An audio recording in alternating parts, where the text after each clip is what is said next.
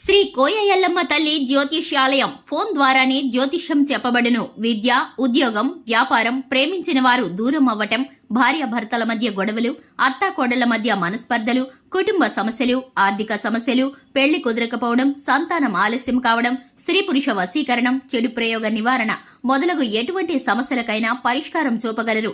స్త్రీ పురుషులకు ఎటువంటి సమస్యలున్నా నమ్మకంతో కాల్ చేయండి. 9014339338. తులారాశి జాతకులు మహాశివరాత్రిలోపు ఏ రోజైనా సరే పొద్దున్నే మృత్యువు పలకరించవచ్చు గండం రూపంలో.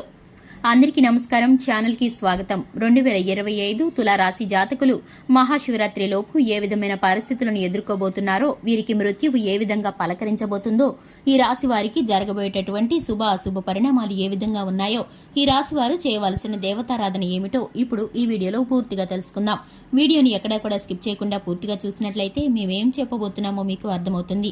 ఇక వివరాల్లోకి వెళ్లే ముందు మా చిన్న రిక్వెస్ట్ ఏంటంటే, ఇంతవరకు ఛానల్ ఎవరైనా సబ్స్క్రైబ్ చేసుకున్నట్లయితే వెంటనే ఛానల్ని సబ్స్క్రైబ్ చేసుకుని పక్కనే ఉన్న గంట సింబల్ మీద ఆల్ అనే ఆప్షన్ని క్లిక్ చేసినట్లయితే మేము చేసే ప్రతి వీడియో నోటిఫికేషన్ మీ వరకు చేరుతుంది. ఇక వివరాల్లోకి వెళ్ళిపోదాము. ముఖ్యంగా గనక తులారాశి వారి యొక్క మనస్తత్వాన్ని గనక చూసుకున్నట్లయితే తులారాశి వారు చాలా సున్నితమైన మనస్తత్వాన్ని కలిగి ఉంటారు. ఈ రాశి వారికి తెలివితేటలు అమోఘంగా అద్భుతంగా ఉంటాయి. ఇక ఈ రాశి వారు అందంగా ఉంటారు, ఆకర్షణీయమైన దేహ స్వభావంతో ఉంటారు. కానీ కేవలం అందం మాత్రమే కాదండి, ఈ రాశి వారికి తెలివితేటలు కూడా చాలా ఎక్కువగా ఉంటాయి. ఈ రాశి వారు చాలా మంచి మనసున్న వ్యక్తులు, ధైర్యవంతులు, సాహసవంతులనే చెప్పుకోవాలి. వీరి సాహసోపేతమైన నిర్ణయాలు కొన్నిసార్లు కొన్ని విషయాలలో కుటుంబ సభ్యులను, బంధువులను సైతం ఆశ్చర్యపరుస్తాయి. వీరి నిర్ణయాలు ఎంత చాకచక్యంగా తీసుకుంటారంటే, అప్పటికప్పుడు ఏదైనా ప్రమాదం కలిగితే సమయస్ఫూర్తితో వీరైతే పరిష్కరించగలుగుతారు. ఏ ఆపద వచ్చినా కూడా ఈ రాశి వారికి కనుక ఎవరైనా సలహా అడిగినట్లయితే కనుక వీరి శాయశక్తుల చక్కటి సలహాలను ఇవ్వటంలో ఈ రాశి వారు నేర్పరితనాన్ని కలిగి ఉంటారని చెప్పుకోవాలి. ఇక ఈ రాశి వారు ఎదుటివారికి సహాయం చేయడానికి ఎప్పుడు కూడా ముందడుగు వేస్తూ ఉంటారు. ఇక ఈ రాశి వారు ఎదుటివారిని సహాయం అడగడం చాలా తక్కువ విషయాల్లో జరుగుతూ ఉంటుంది. ఈ రాశి వారు మాట మాత్రమే కాకుండా ఆర్థికంగా కూడా ఎదుటివారికి సహాయం చేస్తూ ఉంటారు. ఇక ముఖ్యంగా చూసుకున్నట్లయితే వ్యాపారస్తులు, ఉద్యోగస్తులు, పెట్టుబడి పెట్టేవారు, రాజకీయ రంగంలో ఉన్నవారు, అలాగే టెక్నికల్ రంగంలో ఉన్నారు, చిల్లర వ్యాపారస్తుల్లో ఉన్నవారు ఈ రాశి వారికి ఇప్పుడు అనుకూలమైన సమయం నడుస్తుంది. ఈ రాశి వారికి బాగా కలిసి వచ్చే సూచనలు అయితే కనిపిస్తున్నాయి. ఇక ముఖ్యంగా విషయంలోకి వస్తే కనుక తులారాశి జాతకులు మహాశివరాత్రిలోపు ఏ రోజైనా సరే పొద్దున్నే మృత్యువుని పలకరించవచ్చు. అంటే ఒక గండం రూపంలో వీరైతే కనుక మృత్యువుకి చేరువుగా వెళ్లి వస్తారని చెప్పుకోవాలి.